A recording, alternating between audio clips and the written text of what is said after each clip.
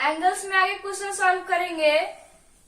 Question है in the figure given below L parallel to M, यानी यहाँ पे जो फिगर है इसमें लाइन एल और लाइन एम एक दूसरे के पैरेलल यानी समांतर है। फाइंड द नॉन एंगल्स, यहाँ पे जिन एंगल्स की वैल्यू नहीं दी गई है उस एंगल का वैल्यू फाइंड करना है। यहाँ पे एंगल सी का वैल्यू 110 डिग्री दिया गया है और एंगल बी जो है इसके वर्टिकली अपोजिट एंगल है। Angle B equal to angle C, vertically opposite angles.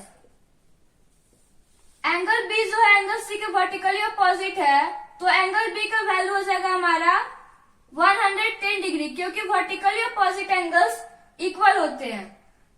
उसके बाद हम ए का वैल्यू फाइंड कर लेंगे।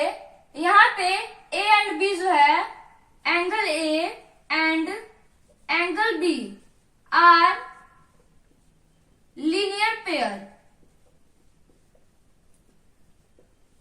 कोण ए और कोण बी कोणों का रैखिक युग्म है, तो इन दोनों का जो है हमारा सम हो जाएगा, एंगल ए और एंगल बी का सम हो जाएगा 180 डिग्री के बराबर।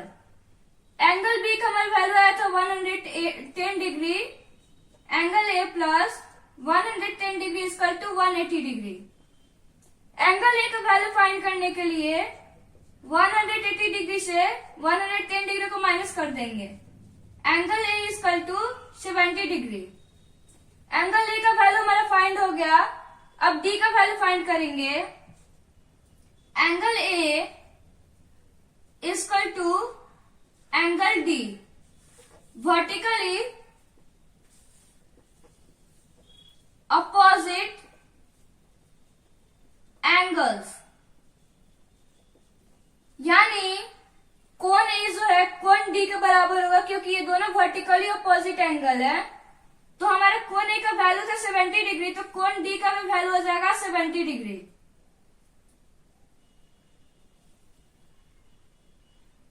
अब हम इसका वैल्यू फाइंड करेंगे ई का। यहाँ पे एंगल सी एंड एंगल ई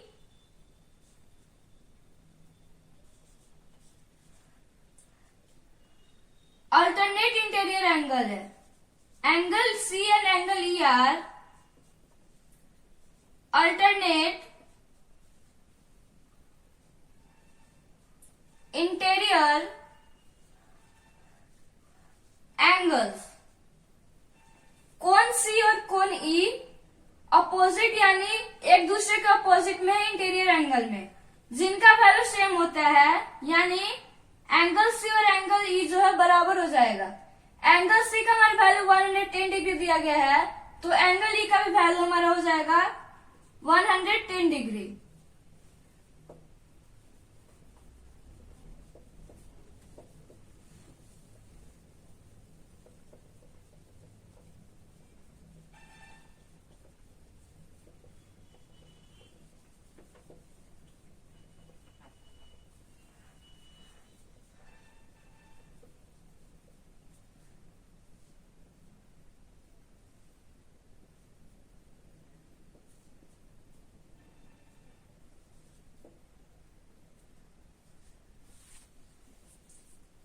हमारा एंगल ई का वैल्यू आ गया था 110 डिग्री।